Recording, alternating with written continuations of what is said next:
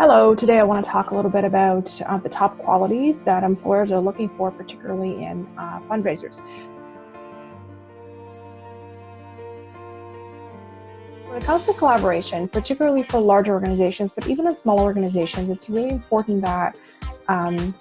candidates demonstrate that they're able to work well in a team, regardless of whether it's a small team or a large team. A lot of the work that we do in the nonprofit sector involves working with others and effectively doing so. And particularly during COVID-19 times, it's very important that we're able to do that in a virtual environment, even if we're not in the office. So even more collaboration right now, it's even more important than goal-oriented skills, for example, such as reaching a fundraising goal, because that could be done to the detriment of the team sometimes. So if you are finding yourself in an interview, it's important that you have some of those stories where you can show that how you've effectively been part of a team and how you collaborate well with others, particularly in challenging situations where you have to negotiate, or you're coming from a place where there has been a team that may not have a good understanding of the work that you do, and you have to work together. So those examples are going to be really powerful during interviews. It's not so much a skill as it is a combination of skills and experience as a cultural fit. So this is really important to employers because in an industry where there is a high amount of turnover and attrition of staff, cultural fit becomes really important because it's one of the indicators that hiring managers are using to ensure that there is going to be a longer retention of staff. So cultural fit sometimes can be a combination of someone's experiences, whether the size and the complexity of the organization is one, how the organization works is another one. And demonstrating cultural fit can be done both in terms of the experiences that you've had, but also in the questions that you ask during an interview to make sure that it's a good enough match between the potential organization and you as a candidate. This is critical for any role that we see right now, and it really boils down to the ability to move through projects and accomplish and sort of bring things to fruition and accomplish goals or end projects in a timely manner. So while in fundraising in particular, a lot of candidates that we see, particularly in major gift fundraising, score very highly on extroversion, and we tend to really revel in the relationships that we build with donors and the interactions that we have with the public and whether it's a team setting or it's an event setting, if you wish.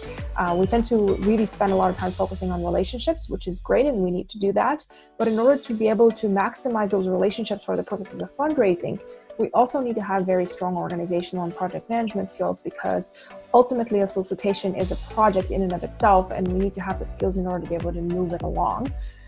So those are some of the other skills that are necessary in this kind of environment.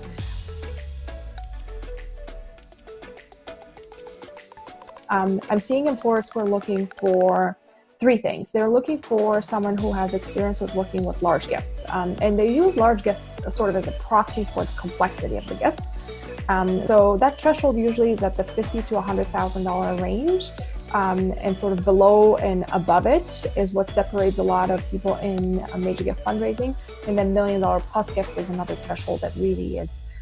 the cream of the crop when it comes to fundraising experience. And again, it's not so much about the value of the gift, but it's also about the complexity of the gift and the audience that the gift was received from. So when you are telling your stories about the gifts that you've worked on, it's important that you tell the fulsome story about the type of donors that you were experienced working with and what position they came from when they were giving that gift, because it's very different to work with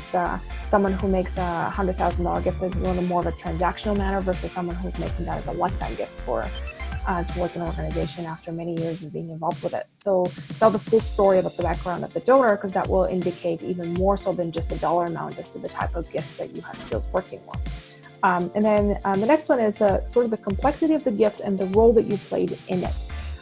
So it's really important that you differentiate the gifts that you've worked on where you were the leading project manager of the relationship and the solicitation versus where you were part of a bigger team that was leading the gift. Both have merits and both are good stories, and sometimes both will accomplish the same result. But if you were in the position of leading the relationship and determining the strategy,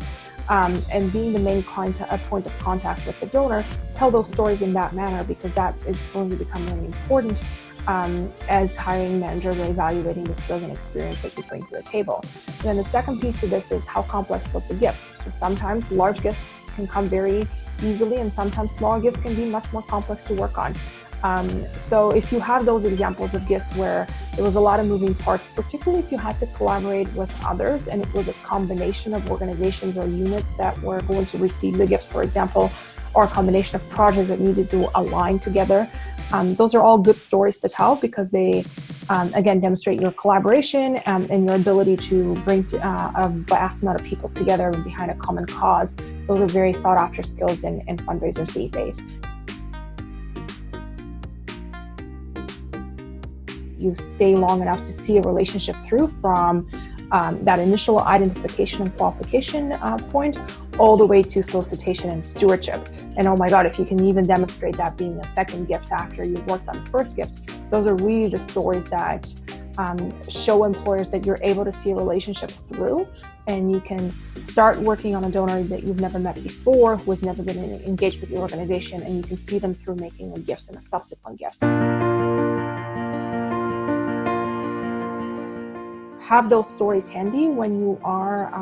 preparing for interviews, because those are the stories that are going to demonstrate your most sought after skills by hiring managers today.